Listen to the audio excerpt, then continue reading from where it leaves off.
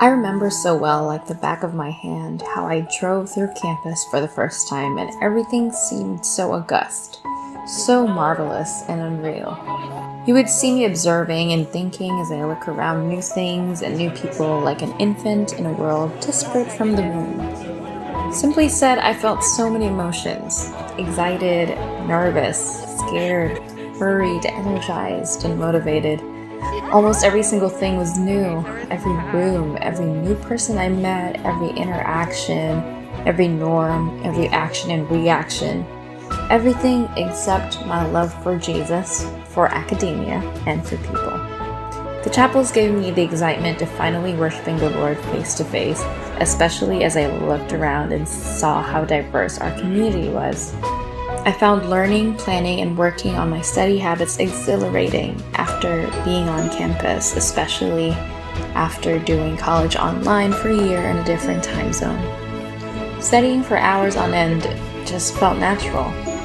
There was also this constant desire in my heart to make people laugh and residents feel welcomed to as far as my social battery can go.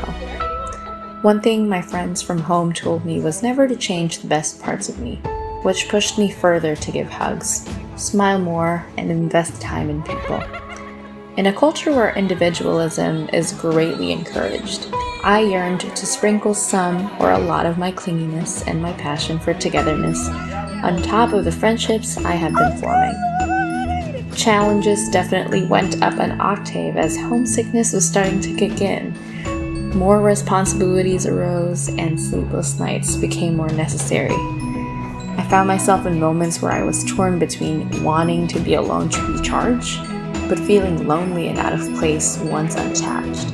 I cannot thank God enough for introducing me to friends through Zoom hangouts in classes before meeting in person, because for many of them it just felt like seeing old friends instead of having to grope around for hints of willingness to get acquainted.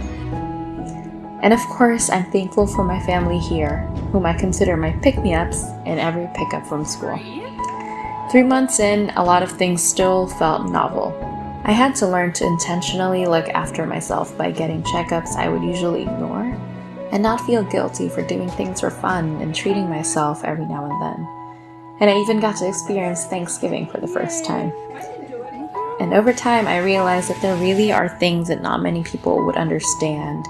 And it may seem shallow, but I learned that right in my face when I celebrated my birthday for the second time in a place foreign to me.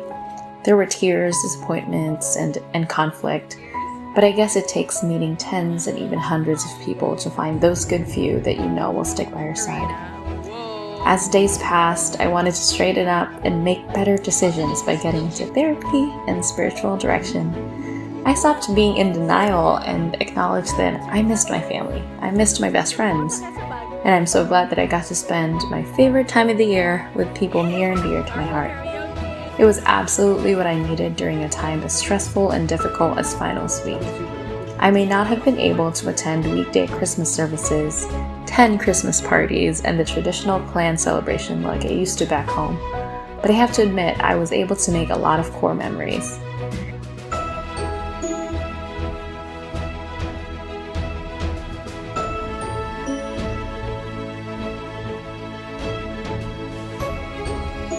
Fall semester was definitely a huge learning curve for me, but by God's grace, I had hope and anticipation for the spring. Then come the cling-clangs and the jingle-jangles of the new year. I was nearing the end of my winter vacation, and I suppose it was just me with my attachment issues, but I started missing my room on campus. But of course, as soon as I got back, I started missing home again. And at perfect timing, I got to hang out with one of my best friends and my relatives who visited for the holidays.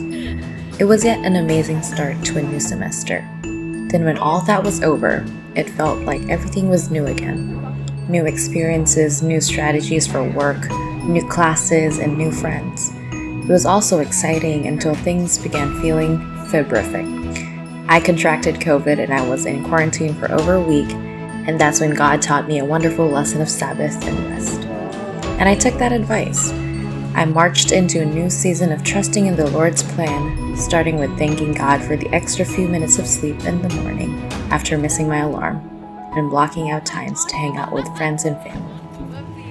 Slowly and surely, I saw God working in my life as I was beginning to heal even from pain I've carried from my childhood. Time was flying by, and I had to apron up because it was high time to cook up a plan to do my best for finals week, while spending as much time as I could with my friends before summer break, while also still giving myself enough breaks. It was challenging, but apparently it could be done. This was definitely the time when God reminded me of Matthew 6:33. Seek first the kingdom of God and his righteousness, and all these things shall be added to you. May he be with every single one of you as he has been with me throughout this entire journey, for this is just the beginning.